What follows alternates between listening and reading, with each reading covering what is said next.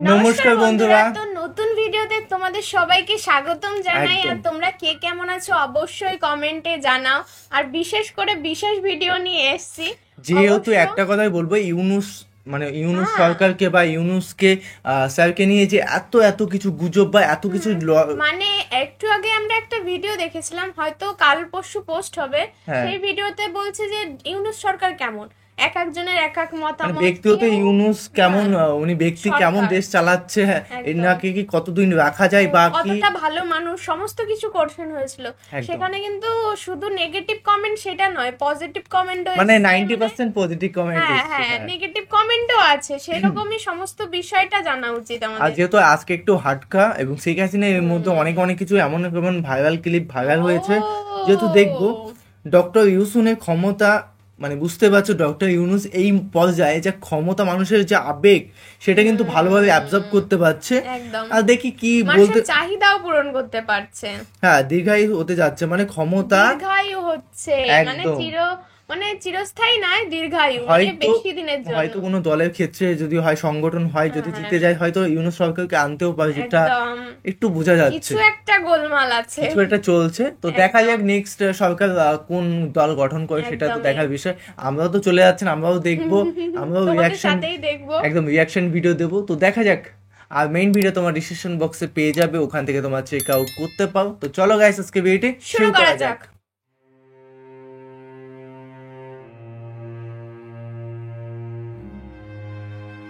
ও মনে পেজটার কথা বলছে, এনার কথাগুলো মারাত্মক বলে কিন্তু, হ্যাঁ, যেটা বলে লেভেলই আলাদা। আলাদা লেভেলে কথা বলে, খুব ভাল লাগে এই বিষয়টা। আর কথা বলার স্টাইলটা অন্যরকম। মানে সাধারণ মানুষের মধ্যে, তাই না, সাধারণ থেকে সাধারণ। সাধারণ মানুষই অসাধারণ কথা বলে ফেলে, সেটাই মনে হয়। আমি আজও কালো, আমি ক্ষমতা পাবোই এবং আমি আমার জায়গা আমি ফিরে পাবো এবং বলা যায় না তার সব পূজা, সত্যি। ট্রাস্টে যা যা করে রেখেছে, তার পারিবারিক trust, Yunus foundation, Yunus Yunus foundation, trust, এরকম হাজার রকমের ট্রাস্ট করে করে টাকা রেখেছে। ওই সব ও মাই বাতিল গড। করে দিয়ে ওই গরিব মানুষকে সব দিয়ে দেওয়া হবে, গ্রামের মানুষকে সব আমরা দান করে দেব। এটাই হচ্ছে মানে আমার প্রতিজ্ঞা। আর আমি যেটা বলি, আমি সেটা আল্লাহ রাব্বুল আলামিন আমাকে সাহায্য করেন এবং সেটা আমি করতে পারি। এটা আমার শুনছি এটা। আমার নিজের সেই আত্মবিশ্বাস আছে এবং সেটা আমরা করব ইনশাল্লাহ। এটা বেঁচে যখন আছি তখন এটা আমি করবই। শুনেছেন কাঁঠাল শুনলেন? রানীর আস্ফালন? এই কাঁঠাল কাঁঠাল রানী মাতারি গণখনি 32 নম্বর জয় বাংলা করেছি, জানিস তো? টুঙ্গিপাড়া জনগণ উড়ে দিবি এয়ারফোর্স দিয়া বোম্বিং কইরা, লিগাল বোম্বিং। 32 নম্বর তো মাটির সাথে মিশানো হয়েছে, আর টুঙ্গিপাড়া গর্ত হবি, গর্ত গর্ত। ওটি পানি জমলে না, ওর মধ্যে মাগুর মাছ চাষ করবো। এই যে মাগুর মাছ ছেড়ে দেবো, মাগুর মাছ। ওরে ছেড়ে দেবো, সাঁতার কাটবি আর চিক্কুর দিবি, এই কইয়া।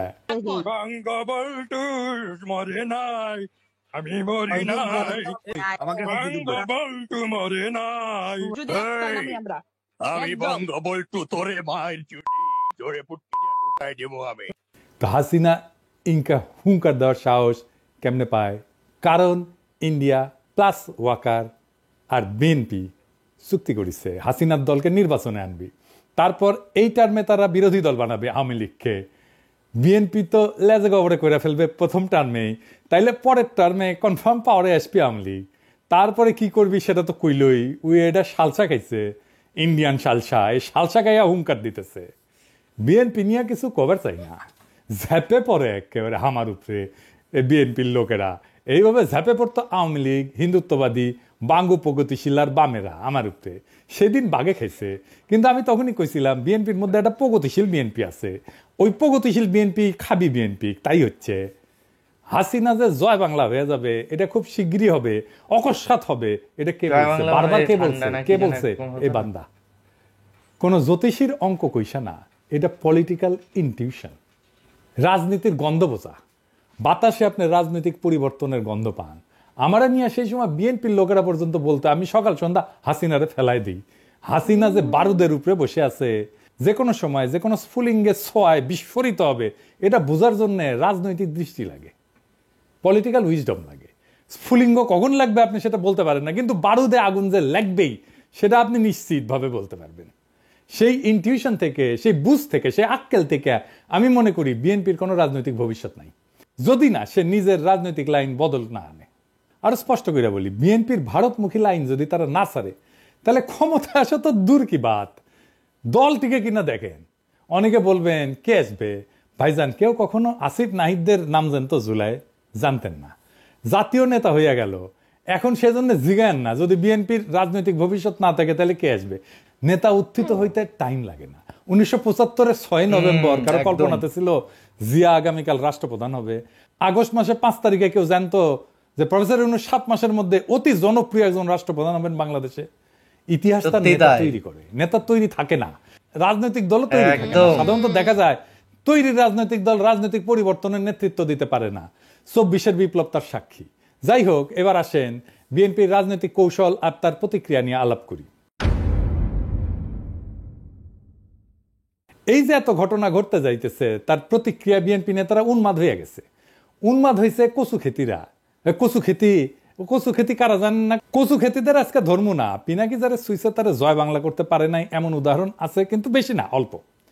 কচু খেতিদের জয় বাংলা করাটা 1-2 এর ব্যাপার। জয় বাংলা করতে বেশি জিনিস লাগে না, যা লাগে অলরেডি হাতে আছে, টাইম মতো ধর্ম। কচু ক্ষেতের কচু ঢুকায় দেবো একেবারে। কচু খেতে চিনিচ্ছেন না? কচু ক্ষেত আমাদের আয়নাঘর বিশেষজ্ঞ ডিজিএফআই এর অফিস। এই কচু ক্ষেতের কিছু টাকা খাওয়া ফেসবুকার আছে, অনুসন্ধানী সাংবাদিক আছে, ওদের লাগাই দেওয়া হয় ওয়াকারের কেউ কিছু কইলেই, বুঝছাও? এই ডিজিএফআই এর ভাড়া খাটা মালগুলারে কচু খেতে বলা হয়। মনে রাখেন, আজ যেহেতু ধরিচ্ছি না, আসেন অন্য আলাপ করি, বিএনপির রাজনীতি আর তার ভবিষ্যৎ নিয়ে আলাপ করি। মঈন সাহেব আমেরিকাতে গেছেন বাংলাদেশ নিয়ে আলাপ করতে। রাগ ঢাক কইরে না, পত্রিকাতে আসিছে, খবর আসিছে। কয়েকদিন আগে মির্জা ফখরুল সাহেব বলছিলেন আমরা ভারতের পক্ষেও না, পাকিস্তানের পক্ষেও না, আবার আমরা আমেরিকার পক্ষেও না, ইংল্যান্ডের পক্ষেও না, আমরা বাংলাদেশের পক্ষে। বুঝলাম। তো এখন আমেরিকার যাইতেছেন কেন বাংলাদেশ নিয়ে আলাপ করতে? মানে আমেরিকার সাথে বাংলাদেশের ভাগ্য নিয়ে আলাপ করতে হবে কেন? পত্রিকায় কইতেছে বাংলাদেশ পরিস্থিতি নিয়ে মার্কিন কর্মকর্তাদের সঙ্গে বৈঠকের জন্য যুক্তরাষ্ট্রের ওয়াশিংটনে অবস্থানরত মঈন খান বলেন। তারপরে কিবা কইছে আর কি, ইংরেজি কইছে। ইংরেজি যেহেতু কইছে ঠিকই কইছে। বাংলাদেশ পরিস্থিতি মানে কি? মানে বাংলাদেশে কি হয়েছে যাতে আমেরিকার সাহায্য লাগবে? এখানে রয়টার্সের ব্যাপারটা বলি, এটা রয়টার্সে ছাপা হয়েছে, বুঝছাও? এটা দেখান এডিটর সাহেব, এটা রয়টার্স দিল্লি, ভালো করে দেখায় দেন এডিটর সাহেব। আসল রয়টার্স না, এটা রয়টার্স দিল্লি। এখান থেকে রুমা পাল বলে একজন ছিল, হাসিনার ফেসিবাদকে সার্ভিস দিয়ে গেছে। এইটা রয়ের মাউথপিস। সে বলতেছে ইংরেজি যেহেতু কইছে তাহলে ঠিকই কইছে, তাই না? কইতেছে an unelected interim government led by Nobel Peace Prize laureate Mohammad Yunus has been running the South Asian country of 173 million since August after deadly student-led protest forced Prime Minister Sheikh Hasina, a long-time India ally, to flee to New Delhi. মানে হইতেছে professor ইউনূসের সরকার unelected, অনির্বাচিত। দেখলেন তো? এইবার শোনেন মির্জা ফখরুল কইতেছে unelected সরকার আর unelected সরকারের শক্তির মধ্যে অনেক পার্থক্য আছে। শুনেছেন মানে কেমনে রয়ের মাউথপিস রয়টার্স দিল্লি আর মির্জা ফখরুলের কথা একই হইয়া যায়, একই জায়গা থেকে আসে জিনিসগুলো। অবাক লাগে না আপনাদের? কিভাবে ইন্ডিয়ার ইনক্লুসিভ ইলেকশন আর ওয়াকারের ইনক্লুসিভ ইলেকশনের কথা একই হইয়া যায়? দেখি যাও তো। মির্জা ফখরুল আরো কিছু কথা কইছে, আসেন শুনে দেখি। সে কইতেছে ইলেক্টেড সরকার হইলে সেটা শক্তিশালী সরকার হবে। নির্বাচন হলেই জনগণের সমর্থন পাবে, সেই সরকারটার শক্তি আর আনইলেক্টেড সরকারের শক্তির মধ্যে অনেক পার্থক্য আছে। খারান মির্জা ভাই, হাসা লাগবে। আমি না ঘোড়ায় হাসতেছে। শুনেন হাসিটা শুনেন। শুনেছেন? আপনার কথা শুনে আজকাল ঘোড়ায় নির্বাচিত সরকার হইলে শক্তিশালী সরকার হয়, তাহলে ৭০ সরকারকে পাছায় লাঠি দিয়া খেদা এরশাদ ক্ষমতা নিল কেমনে? নির্বাচিত সরকার ছিল না, মেলা ভোট পাইছিল।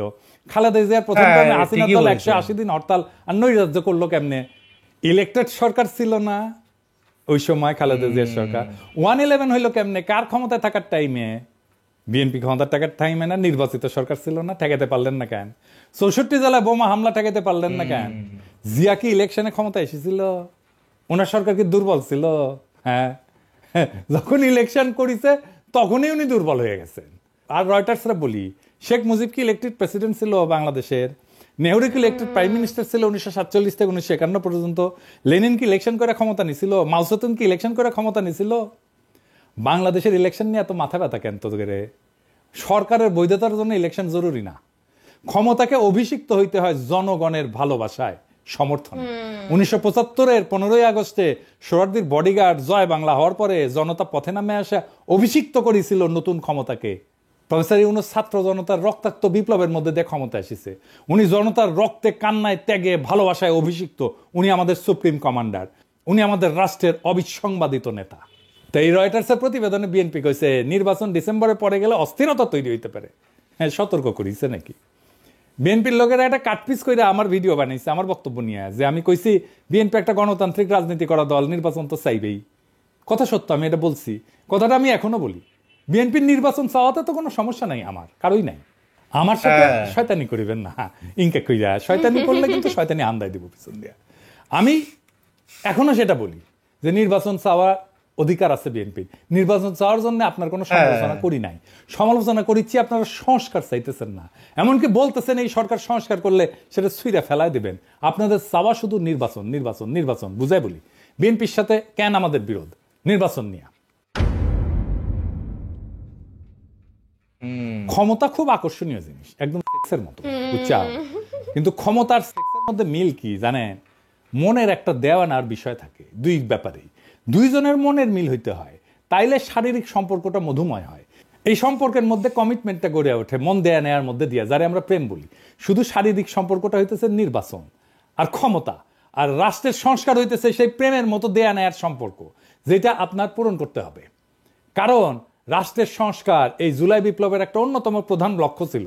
নির্বাচন তো কোনো দফায় ছিল না, নির্বাচন ছিল 9 দফায়, নির্বাচন ছিল না। ওই 9 দফায় ছাত্র সংসদ নির্বাচন ছিল, ওইটা তো আপনি আবার করতে চান না, কারণ আপনার ছাত্রদল হারবে। আপনি সেই শয়তান ডাকাত যারে অসহায় নায়িকা বলে, শয়তান তুই আমার দেহ পাবি মন পাবি না, আর আপনি কইয়া হাসি দিয়া কইতেছেন। আমি তো ওইটাই চাই।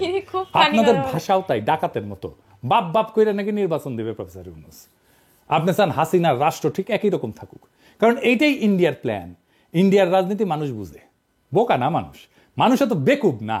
রাস্তায় নামার ভয় দেখান, হ্যাঁ নির্বাচন চান রাস্তায় নামে দেখেন, আপনার কর্মীরা নামে কিনা দেখেন, কত দ্রুত মাঠের মত পাল্টায় গেল। দেখেন, টের পাইছেন? সারা দেশের মানুষ চাইতেছে প্রফেসর ইউনূস আরো বেশি সময় থাকেন যেন। প্রফেসর ইউনূস যদি এখন বলে আমি চললাম, মানুষ রাস্তায় গড়াগড়ি দিয়ে কান্নাকাটি করে ওনার পথ আটকাই। সত্যি তাই। প্রফেসর ইউনূসের বিরুদ্ধে আন্দোলনে নামলে পাবলিকের মাইর এটা মাটিত পড়বে না। ওইটা বাকশালীর বাচ্চা ফজলুরে জানাই দিয়েন। এটা তো এপ্রিল, মে, জুন, জুলাইয়ের শেষে দেখেন আপনার দলের পিছে কেউ নাই, আপনারা একা হইয়া পড়ছেন। আপনার দলের নেতা কর্মীরা এই ইন্ডিয়ান ডিসপেন্সারির দায় নিতে চাইবে না, চাওয়ার কথাও না। আপনাদের দলের অনেক স্পিরিটেড কর্মী দল ছাড়ছে, আপনাদের খোঁজ খবরই নাই। আমার কাছে আছে, আরো ছাড়বে সামনে। আমি যে ফর্মুলা দিছি ট্রানজিশনাল গভর্নমেন্টের, একমাত্র সেইটাই আপনাদের দল আর রাজনীতিকে বাঁচাইতে পারে। দেরি করলে আপনাদের লস, কারণ আপনাদের বার্গেন করার ক্ষমতা কমে যাবে। প্রফেসর ইউনূসের ক্ষমতা দীর্ঘায়িত হবে, এই জন্যে না যে উনি ক্ষমতায় থাকতে চান, বরং এই জন্যে জনগণ ওনাকে চায়। জিয়ার পরে উনি দ্বিতীয় জনপ্রিয়তম রাষ্ট্রনেতা এখন পর্যন্ত, এটা মাথায় রাখেন। আমার প্রস্তাব মাইনে নিলে আপনাদের লাভ। যদি বলেন আমি এটা নেগোসিয়েশন করে দিতে পারি সব স্টেক হোল্ডারদের সাথে, নয়তো নিজেরা করেন। আর যদি এটা না করেন কি হবে আমি স্পষ্ট দেখতে পারতেছি। যেমন হাসিনা ভবিষ্যৎ দেখেছিলাম যে এরকম একটা গণভোট হবে জিয়ার মতো, বুঝছাও? এইটা সাহেব দেখেছেন। আজকার বেশি কইলাম না, আমি টায় কয়ে দিতে পারবো কি ঘটবে বা কি ঘটতে যাচ্ছে। এইবার আসেন বিএনপির আর একটা ভয় নিয়ে কথা বলি।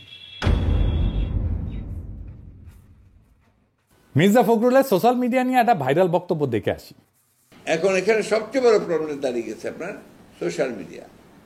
আপনাদের তো তবু কিছুটা এথিক্স আছে, কিছুটা জবাবদিহিতা আছে, আপনাদের জবাবদিহি করতে হয়।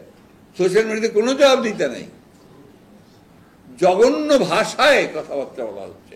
আপনারা বলবেন এটাকে যেটা গ্রহণযোগ্য? আরেকজন আছেন বিখ্যাত মানুষ, না বলতে চাই না, যিনি সোশ্যাল মিডিয়া করে বিখ্যাত হয়ে গেছেন।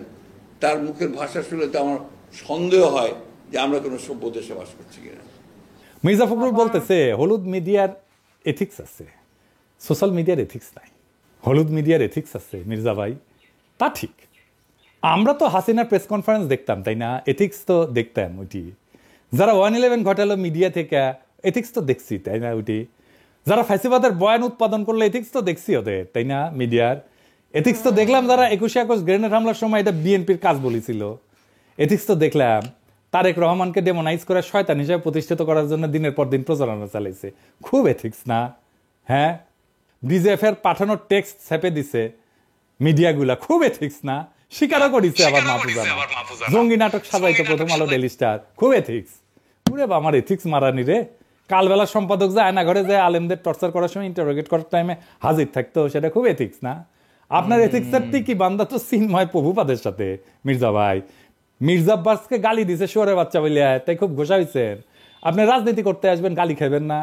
তাহলে মাস্টারি করেছিলেন, ওটাই করেন। ওবামাক ফিলিপাইনের প্রেসিডেন্ট বেশ্যার ছেলে বলে গালি দিছিল। পৃথিবীর সবচেয়ে ক্ষমতাধর লোককে বেশ্যার ছেলে বলে গালি দিছে, ওবামাক সহ্য করতে হয়েছে। আপনারাও গালি খাবেন, সহ্য করতে হবে। না সহ্য করতে পারলে হিমালয়ে গিয়ে সন্ন্যাসী হয়ে থাকেন। চিন্ময়ের সাথে তো খাতির আছেই। সোশ্যাল মিডিয়া নিয়ে উনি খুব ঢিলা, কারণ উনি জানেন ওনার ক্ষমতায় গিয়া এই সোশ্যাল মিডিয়ার তোপ সহ্য করতে পারবেন না। সকাল সন্ধ্যা ঠাপ খাইবেন খালি সোশ্যাল মিডিয়ার। ওনারা সোশ্যাল মিডিয়ার পাওয়ার দেখেছেন, তাই সোশ্যাল মিডিয়ার মুখ বন্ধ করতে চাচ্ছেন। ওনারা দেখেছেন ওনাদের নির্বাচনের বয়ান সোশ্যাল মিডিয়ার জয় বাংলা করে দেওয়া হয়েছে কয়েকদিনে। আবার কইছেন সোশ্যাল মিডিয়া কুতুব আবিষ্কার হয়েছে। শুনেন, সোশ্যাল মিডিয়াতে কিছু নতুন নতুন, আমি বলি কুতুব আবির্ভূত হয়েছে। তারা বাংলাদেশকে কোথায় নিয়ে যেতে চায় আমি জানি না। তাদের ভাষা, তাদের বাক্য, তাদের কথা, বক্তব্য সম্পূর্ণ বাংলাদেশকে একটা রাজনীতিকে নিয়ে যেতে চায়। তারা গণতন্ত্রের দিকে নিয়ে যেতে চায় না। কেন মির্জা ভাই কুতুব দেখে ডরাইছেন? আপনারা লড়াই করেছেন না কইছে? শোনান, আবার শোনান। এইটা সে ওরা নাকি লড়াই করেছে বাংলাদেশের স্বার্থ নিয়ে। কারণ এই বিএনপি একমাত্র দল যে প্রতিবার প্রতি বিপদে আপদে এই দেশে তারা রুখে দাঁড়িয়েছে, তারা এই সবসময় আপনার সে রক্ষা করেছে বিপদকে। বিএনপি সেই দল যারা বাংলাদেশকে সমস্ত তার সংকট থেকে উদ্ধার করেছে। গপ্প মারান, দেশকে উদ্ধার করেছেন, গপ্প মারান। ছাত্ররা রুখে না দাঁড়াইলে আমাদের আজকেও শুনতে হইতে ঈদের পরে তীব্র আন্দোলন গড়ে তুলব। হ্যাঁ, সারা দেশের মানুষ আপনাদের দিকে তাকাইছিল। 2018 সালে নির্বাচনে গেলেন, ন্যূনতম প্রতিরোধ গড়ে তুলতে পারলেন না আওয়ামী লীগের বিরুদ্ধে। পিটাইলো, মাঠ ছেড়ে পালাইলেন আপনারা। 2023-এর 28 অক্টোবর প্রাণের ভয়ে রুখে দাঁড়াইতে পারেন না। আপনার দলের নেতা মির্জা আব্বাস বলতেছে, আবার এখন হারকিউলিস হয়ে গেছে মির্জা আব্বাস, প্রাণের ভয়ে দাঁড়াইতে পারে নাই। আপনার দলের কর্মীরা জান দিছে, গুম হয়েছে, জেলে গেছে, দেশ ছাড়া হয়েছে, আপনারা আরামেই ছিলেন। নেতারা কিচ্ছু করেন নাই, কিচ্ছু করেন নাই। 5ই মে হেফাজতকে ফেলাইয়া রেখে চলে গেছেন। ভুলি নাই এই বিশ্বাসঘাতকতা। আপনাদের কথা ছিল আপনারা খালেদা জিয়ার নেতৃত্বে অবস্থান নেবেন। ম্যাডাম খালেদা জিয়া খাবার দাবার কাপড় চোপড় নিয়ে প্রস্তুতি নিয়ে আসছিলেন, আপনারা ম্যাডামকে ফেরত পাঠিয়ে দিচ্ছেন। ওই 5ই মে হাসিনার পতন হয়, যদি আপনারা ওনাদের না ফেলায় চলে যেতেন। কোনোদিন সরি বলেন নাই। মানুষজনকে গণহত্যার মুখে ফেলায় চলে গেছেন, আজ আসছেন কুতুব বলতে। আপনার দলের কর্মীদের আমরা উদ্বুদ্ধ করে রাখছি, দিনের পর দিন বয়ান তৈরি করছি, একের পর এক। আপনারা একটা বয়ানও তৈরি করতে পারেন নাই। রাজনৈতিক বুদ্ধিবৃত্তিক সাংস্কৃতিক ফাইট চালাই গেছি দিনের পর দিন, খায়া না খায়া। আপনাদের বক্তৃতায় আমাদের নাম আসছে প্রকাশ্যে, আমার নাম নিয়ে আপনি বক্তৃতা করছেন মির্জা ভাই নিজে হাসিনার আমলে। এখন কুতুব বলেন আমাদেরকে। পরিবর্তন কখনো কারোর জন্য অপেক্ষা করে না, বুঝছাও? সময়ের স্রোতে সবকিছু বদলায়। আপনার মতো যাদের মেরুদণ্ড ভেঙে গেছে ইন্ডিয়ার সামনে দাঁড়ে, তারা সেটা মেনে নিতে পারে না। সমাজ যখন অন্যায়ের বিরুদ্ধে কথা বলা শিখে যায়, তখন পুরানো প্রতিষ্ঠানের ভিত্তি ক্যাপে ওঠে। আপনারও ভিত্তি ক্যাপে উঠছে। সত্যের মুখোমুখি হইতে সাহস লাগে মির্জা ভাই, আর সেই সাহসের অভাবেই মুখ খারাপের অভিযোগ তুলেন আপনারা।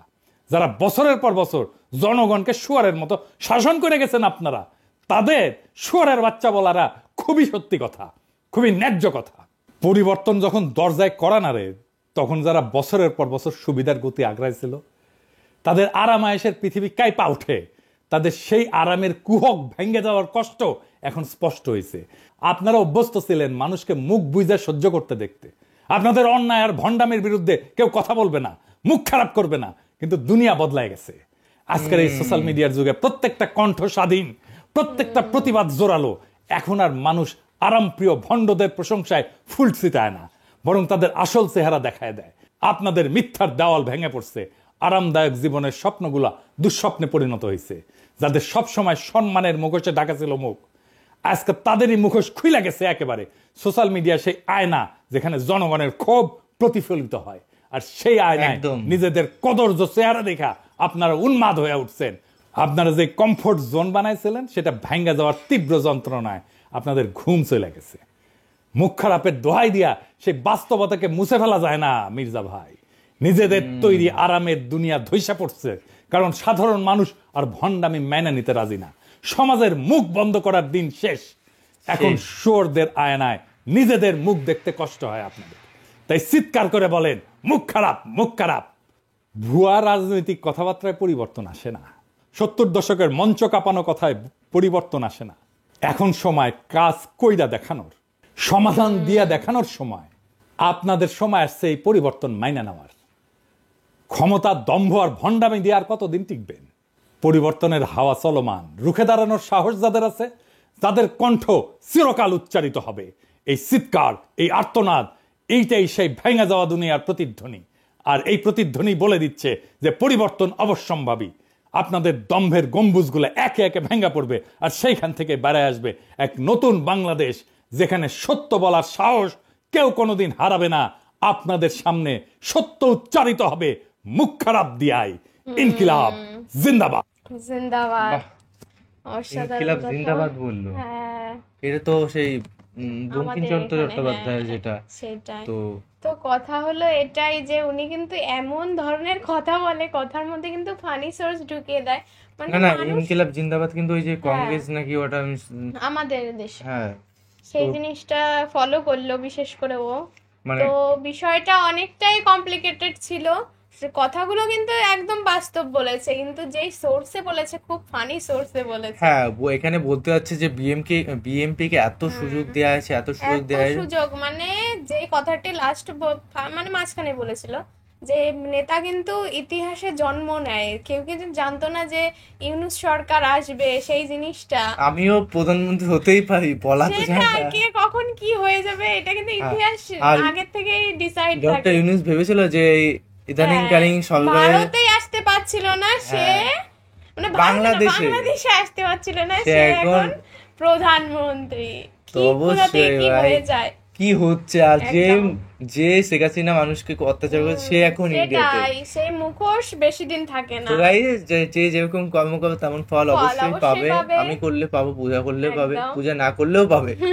কি না করলে পাবে, মানে- প্রধানমন্ত্রী মানে হবো। ভবিষ্যতে প্রধানমন্ত্রী হবো নাকি সেটা বলতে পারছে একদম। না। তো চলো ভিডিওটি কেমন লাগলো অবশ্যই কমেন্টে জানাও। আর একদম। খুব সুন্দর ফানি সোর্সেই কিন্তু ভিডিওটি বানিয়েছে। এরকম ভিডিও বেশ ভালো হ্যাঁ, লাগে, তো চলো। ইন্টারেস্ট লাগে। তো সাবস্ক্রাইব করে দিও, এরকম ভালোবাসা দিতে থাকো। একদম। তো চলো guys, bye bye, take tata. Care.